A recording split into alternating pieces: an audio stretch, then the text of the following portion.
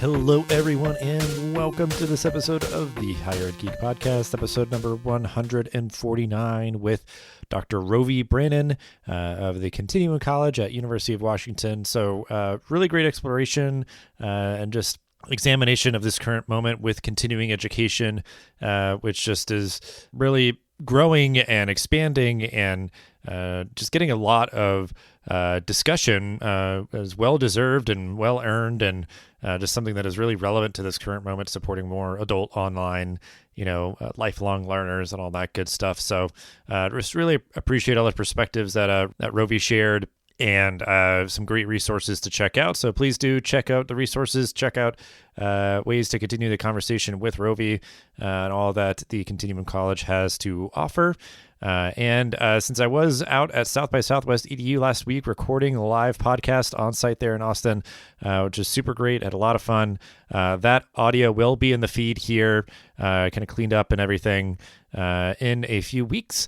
And you can find the raw audio available on South by Southwest EDU's site.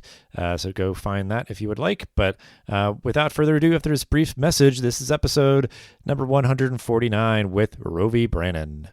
This episode is brought to you by Kitcaster. Kitcaster books you on top podcasts. How do funded startup founders attract prospects and talent? Podcast interviews. How do entrepreneurs with exits find new deals? Podcast interviews. How do C-suite execs differentiate in crowded markets? Podcast interviews. Kitcaster books you on top podcasts. Click the link in the show notes for a special offer. Celebrate good conversation.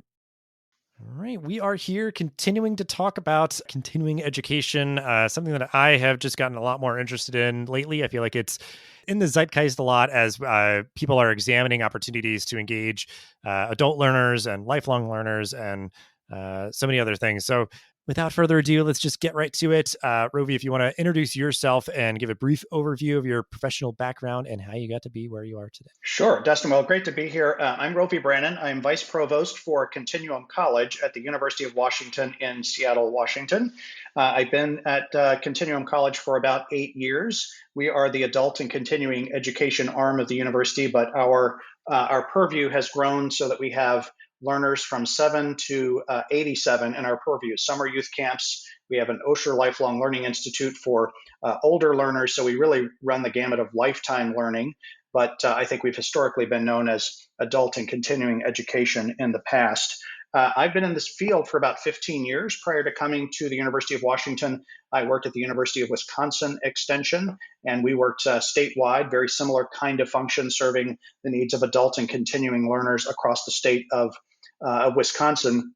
And I came into this field, like most people, there's nobody that starts off when they are, 10 years old saying, I want to be an adult in continuing education when I grow up. So came into this field by being told higher education is not for you, meaning my high school counselor said, you're not really college material. You should think about shop class, which is great. And I believe in the trades. But for me personally, I'm also not good in shop class. So I had a bit of a conundrum and had to figure out where I was going to go in life, made my way through back into higher education as an adult myself, and continued on until I got my PhD. And now I work at this incredible research university helping other adults find their path and find their way forward in higher education.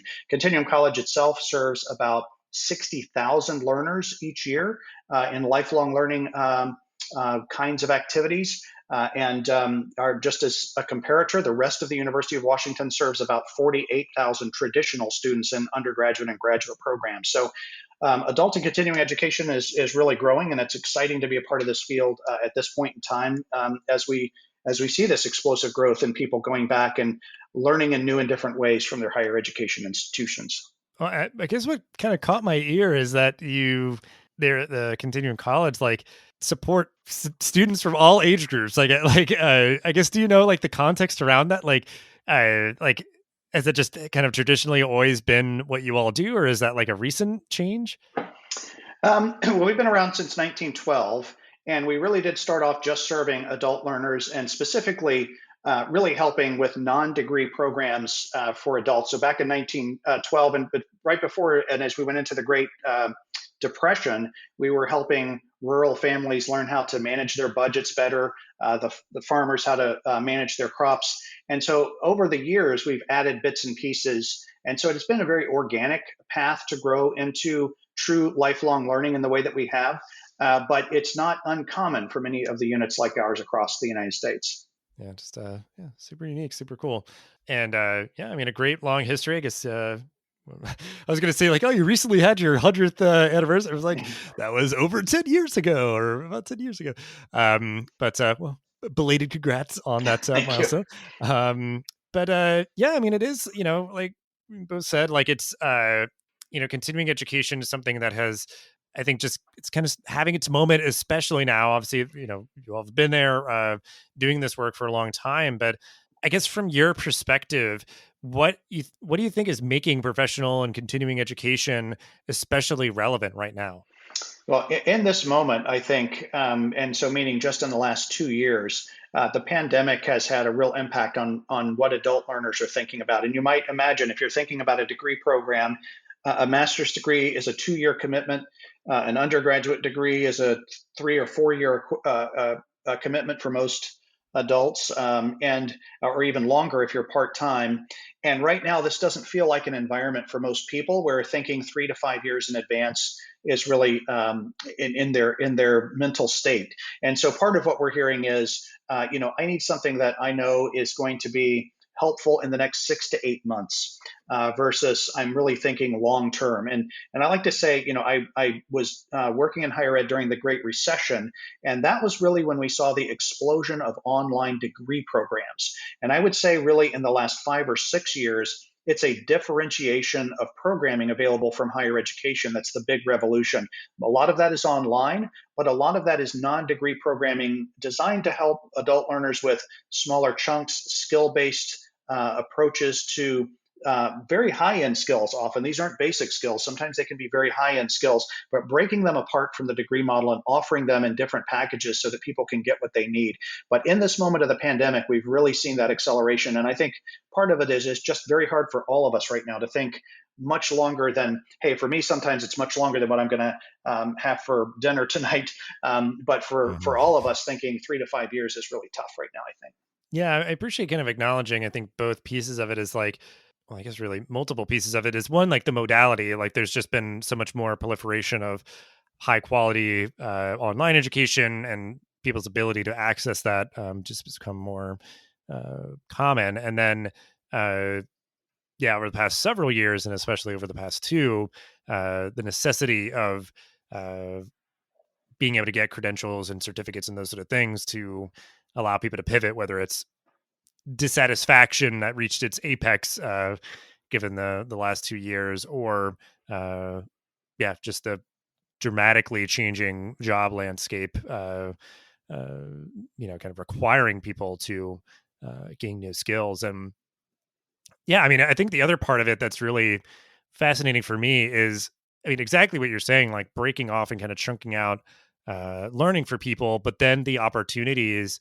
So if you want to kind of like extrapolate on this a little bit, it's just the opportunities for people to, get that 9 credit graduate certificate, but then they can parlay that into getting into an MBA program or something, and like kind of getting a head start on it if it's that is something that they want to pursue. So how do you see that sort of like the stackable piece, as everybody likes to talk about, kind of working into what you're seeing out there? Yeah, I think it's both. I mean, we see people who really want to know that they're going to leap in and start working on something that does have a there down the road, even if they're not getting a degree today.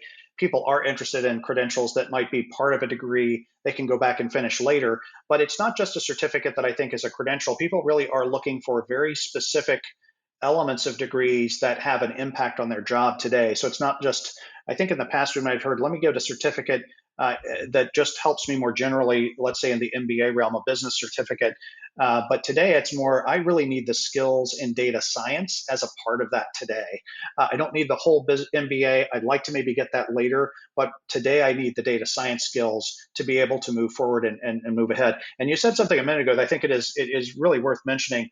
That is part of, I think, this thinking about these smaller chunks. As you have the Great Resignation, some people are doing this on the fly and they need to retool quickly, and so it's less about, again, it's it's not short-termism in a bad way, but I think it really is people experimenting in new ways and saying, let me dip my toes into this degree or into this new profession by taking a few months worth of education versus committing myself to a 4-year program, get my feet wet, get into a job that actually lets me understand what the field's like, and then I might go back and earn my degree toward that space. So I think that is a very big difference than what we might have seen in 2008 through 2013, where it really was adults coming back for a more traditional degree experience, but in a fully online modality.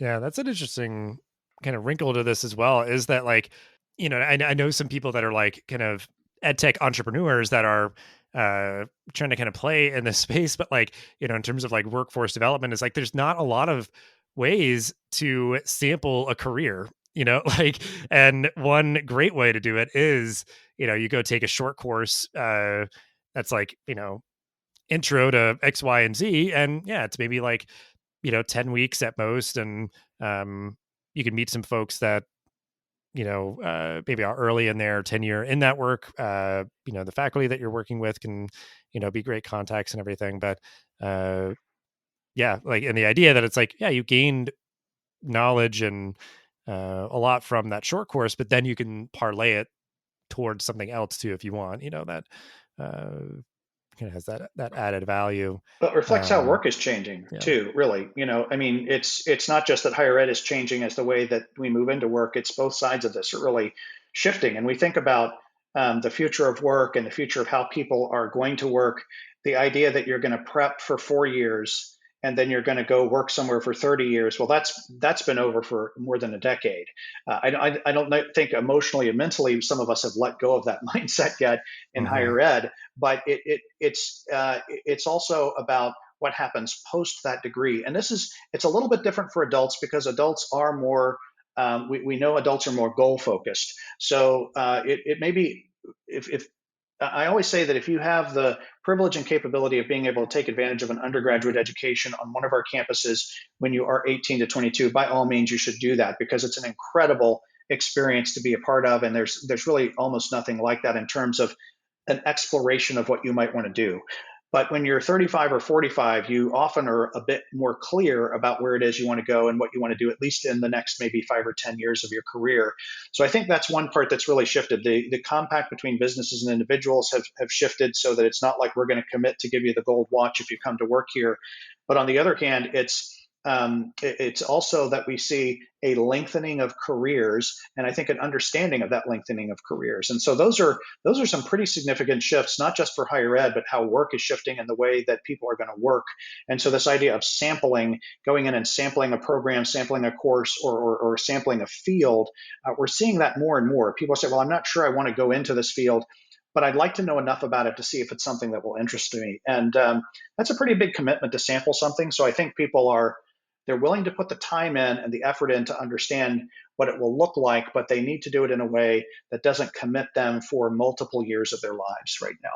So, implicit in a lot of what we're talking about, it could be a student taking a single short course or kind of enrolling formally into a certificate or, uh, any number of kind of educational modalities and opportunities and everything. And yeah, these are adult learners that could be, you know, just have finished up an undergraduate degree, been out of school for decades or anything, So I'm curious your point of view on any advice that you would give to faculty and staff to best support these students who, just have all those differing kind of backgrounds and contexts that they're working through. Yeah, I think we have, of course, every institution is a little bit different. So we have, I'm at an institution that its undergraduate population is very traditional. It's a traditional undergraduate population. So it's a bigger stretch for our faculty who work mostly with undergraduate students. But in our professional schools, they are working with adult learners already. Many of our faculty in professional areas, they see this happening. So they're beginning to recognize that even a master's degree for those going into a specific field, what people are asking for is changing. What their students are asking for is changing, and what they need potentially is changing as we move forward. So I think it's important to support faculty, and as they become more creative and think about what to do, that we prevent the rigidity of our current systems from preventing faculty from doing some experimentation in some of these areas. And it's always helpful to make sure our faculty are educated in terms of ongoing development. This is always a difficult thing to do, but our student population has really changed. I mean, most of us know the numbers now.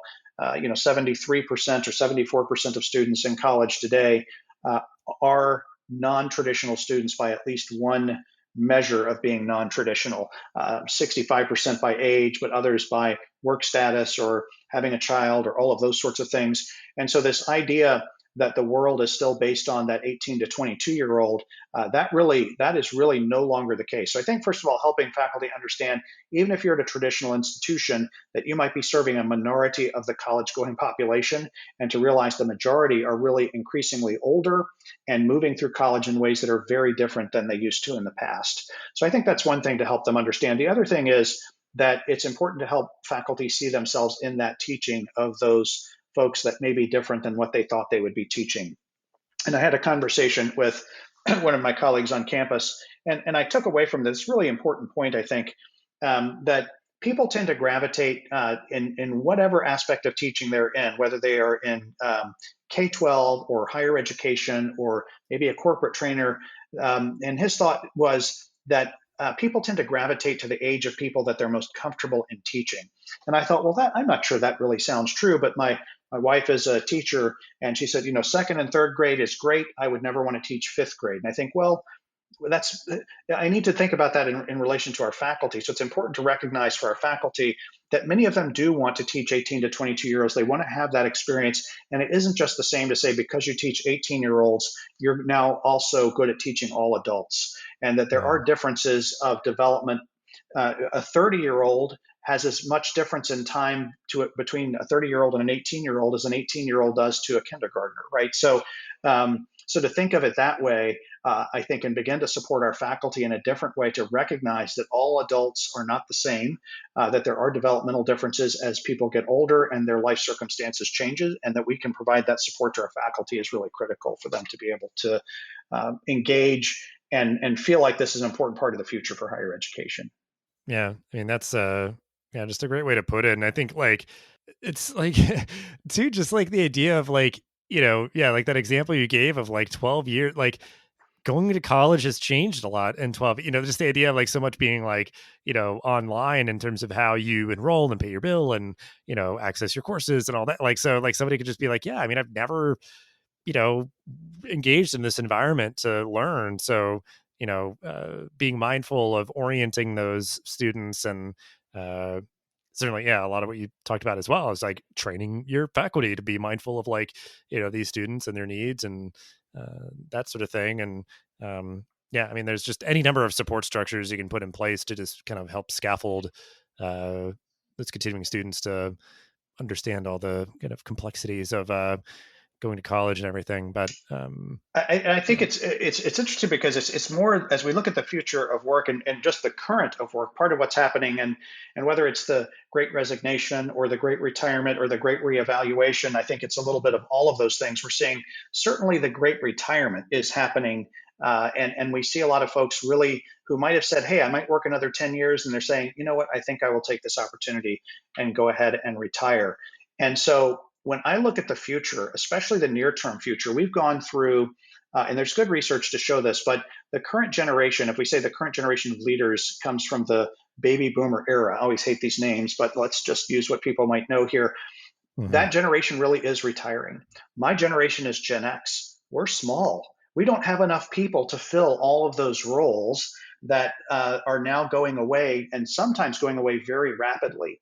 And so what this will mean is, I think for all of us, we're going to have to get used to leaders who have less experience than we might traditionally have seen, because we're going to have to start promoting some folks that aren't in that typical age range where perhaps over the last 40 years you would expect somebody to begin to progress to leadership. We're going to have to move people more quickly into leadership. We're going to have younger people as leaders. We're going to have older people who are individual contributors. And so I've started to ask the question, when your institution is talking about what you want to accomplish with diversity, equity, and inclusion, is age a part of that conversation? Because our graduates are not going to be going into an environment where everybody who's a leader is the much older generation, and everybody who's the individual contributor is much younger. We're going to be moving into a mixed age leadership and work environment. And so diversity and that understanding is going to be just important for people as it is in other contexts as we move forward. But it's going to be this interesting time as we don't have enough of what we might call the more experienced older leaders, and we all have to be better at understanding what it means to live and work in a mixed age environment, perhaps more than we have in the last 40 or 50 years. Yeah, that will be fascinating because, yeah, I think like for a long time, it being like a very, I'm trying to think of the right word, but kind of just like, yeah, like, well, the president of the company is like the oldest person, and then below them is younger or whatever. Like, it's like, yeah, that's going to get shaken up a little bit, but yeah, I mean, that segues perfectly to what I wanted to talk about. It's just sort of like looking towards the horizon and the future and everything. And I guess to sort of like prime you, take this question however you will, but I feel like there's just a lot in terms of like, I mean, the types of programs or, the content areas that might be developing, or the way that like people fund their continuing education, that sort of thing. So I guess I'm curious, like, what is kind of grabbing your attention as you're looking towards the horizon and then space? Yeah, we talk a lot about what we call the 60-year curriculum. And I've been one of the folks who've worked a lot on this. Many of my colleagues are working on this, and it's not thinking in terms of a 2-year or 4-year curriculum. It really is thinking about what do people need over the course of their extending lives. And here's a really interesting question I like to ask people. How long do you think you will live? And it's a hard question to answer in the moment, but and of course it's not sort of let me put an end date on this, and hopefully Hmm. anybody who's listening doesn't have that kind of an end date. But you might say, well, maybe into my 80s, because that's kind of what I've seen in my family, and for whatever reason. But our 18-year-olds, if you're under the age of 30 today, you have a better than 50% chance to live to be over 100 years old. And that's kind of a mind blowing fact. Grattan and Scott wrote a book called The 100-Year Life, Living and Working in an Age of Longevity. And I recommend that book to people because even if you don't feel this, you're living in it. And so what they talk about is age will not equal stage. And we're also seeing this begin to happen where people might say, I'm going to take a sabbatical in my 30s, not wait until I'm older. I'm going to take some time away from work. That's part of the great resignation that we're seeing right now. I'm going to experiment in a completely different way with my life. I'm going to stop working for 10 years and go start a business, and then I'm going to go back to a stable job. So what Grattan and Scott have said is as we look to a 100-year life, the working lifespan is likely to be about 60 years. A 25-year-old will work until they are 85. If we project forward the current economic realities, the current social benefits plans, and so forth, it's a 60-year working life. And so what's exciting us here is we're already seeing this in our programs designed for older folks. They're coming in not just wanting enrichment education, they're coming in wanting to start their first business at 65. And so I think we're already seeing the front end of what longevity is going to do over the long term. And I think some of this experimentation, even if people aren't conscious of it, they're feeling they have enough time to do some experimentation where you don't need to lock into that 30-year career and do that one thing. Very few people are going to do the same thing for 60 years across their lifespan. And so what we're looking at is how do we begin to really not just offer segments of programming. Yes, we have some certificates for mid-career. We have Osher Lifelong Learning Institute for our older learners. But how do we begin to connect these pieces together so that we can really, truly support people across their lifetimes in formal education? And of course, we all know the world is filled with tons of fantastic informal education as well. I like to say one of the most validating things is when I have a problem on my computer and I start typing into Google and it auto completes, and somebody else in the world has had this same bizarre problem on their computer. And then there's usually a video of a 12-year-old that tells me how to fix it. We're all doing that kind of learning every day. But we also need bursts of formal learning that are going to be interspaced and very different than this model of front end loading everything from the age of 18 to 22. And it's not rocket. This is not future science. This is happening right now. And so it's exciting to be a part of this because this differentiation is really a recognition that people are going to keep learning and moving in and out of learning for their entire lives. It won't just be an early phase. It's going to be something that they're going to move in and out of. Now, when we talk about the 60-year curriculum, and you touched on this, there are 5 really key areas. and I won't go through all of them in detail, but digital credentialing is one of those. It allows people to more seamlessly move across different workspaces, having different kinds of technologies and what we call an academic stack that views a learner not as a 4-year and a graduate, but as someone that you're going to reconnect to over and over again throughout their lives. Different kinds of services are going to be required, different kinds of coaching services.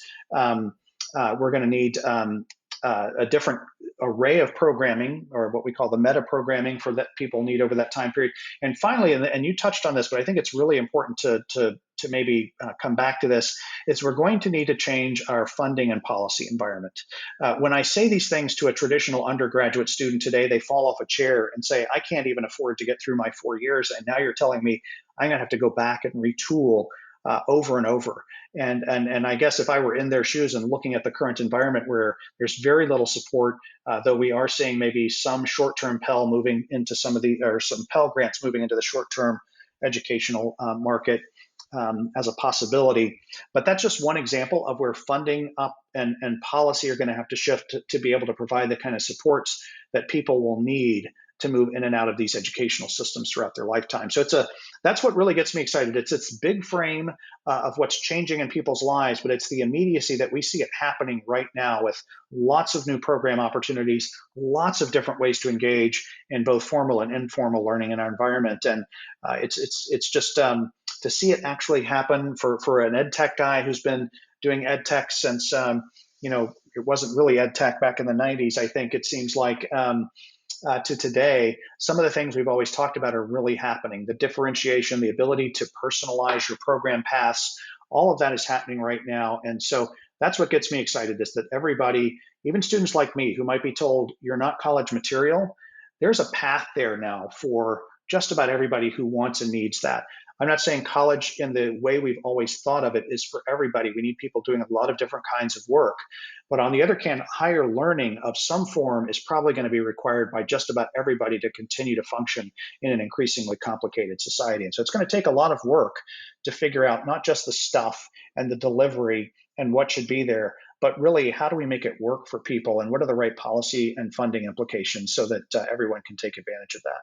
Yeah, that's great kind of overview of everything. And yeah, I appreciate you talking about the funding stuff, because yeah, that kind of is exactly what's been on my mind, is seeing the headlines around like the Pell Grant potentially kind of changing, expanding there. So yeah, you'd already mentioned one great resource that we'll link out to, but we always like to give folks the opportunity to highlight anything else that is grabbing their attention that they want to share, books, articles, podcasts, or anything that we can also include in the show notes. Sure. Well, certainly, just the shameless plug is always, we'd love for folks to take a look at what we're doing at continuum.uw.edu. And that's both in terms of like the work we have going on, some of these projects we talk about there. We have the news things, but it also links into our program array, which people who might be learners, who might be interested in thinking about a future career can link into our professional continuing education offerings, take a look at what this true lifespan of learning could potentially look like and be like. I mentioned the 100-Year Life book. I think that's a great book. It's written in 2016, and so it has been around for 4 or 5 years. And the authors have a new book that's coming out, I think, very, very soon to sort of follow on to that work. But I think it's important. That's one important aspect to continue taking a look at. So those are two things that I would say. Think about these longer lives. Think about what you might do with that additional time. Think about it as your children, as you're coaching them on how they're going to think about learning. It really does help to think about it in that broader frame of the 100-year life. So those would be a couple of things I would look at for people who might be more in the higher education space, who are thinking a lot about this. My colleagues have been doing a number of pieces on this. There's a university, Lund University, has a book on transformative academics. It's CALIE, C-A-L-I-E. So if you Google that, you will find a book that is really about how higher education is transforming. We have a chapter in there about the 60-year curriculum as well, so people can go look that up. And it's a rather long URL, so C-A-L-I-E and L-U-N-D, and you'll find that through Google faster than me giving you a link over the air. So those would be some of the things that I would say people might want to take a look at in this changing environment. And there's no shortage of future of work kinds of things that people are speculating on. But it is interesting to see what's actually happening in the higher education environment. Mm-hmm. Yeah. Well, I'm sure people can kind of branch off from those things that you mentioned as well.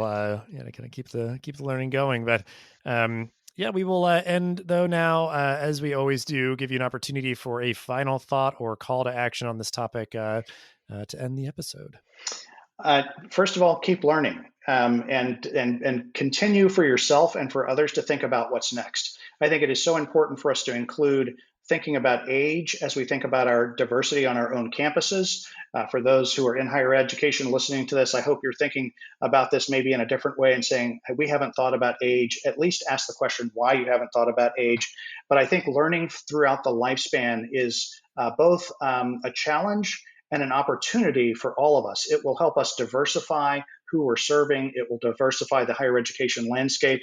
And so there's a lot of steps to be taken there, but I hope more people will engage in this topic because I think it's going to have a big part in the future of higher education. Yeah, I agree. And I know from some of our prior conversations, I think, divisions of continuing education will be leading the charge in a lot of ways, and then they can kind of,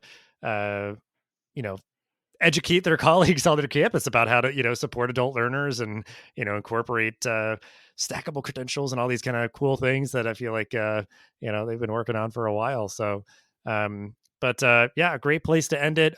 Thank you so much for hanging out and sharing all that you did. And we'll have ways to connect with you and your work and everything that you mentioned in the show notes for this episode as usual. But great conversation. I love talking about this stuff. So thank you so much for your time. Dustin, thank you. Appreciate the opportunity. Thanks for listening to this episode of the podcast. Make sure to rate, review, and subscribe so you never miss an episode. Thanks again for listening, and we'll see you in the next episode of the Higher Ed Geek podcast.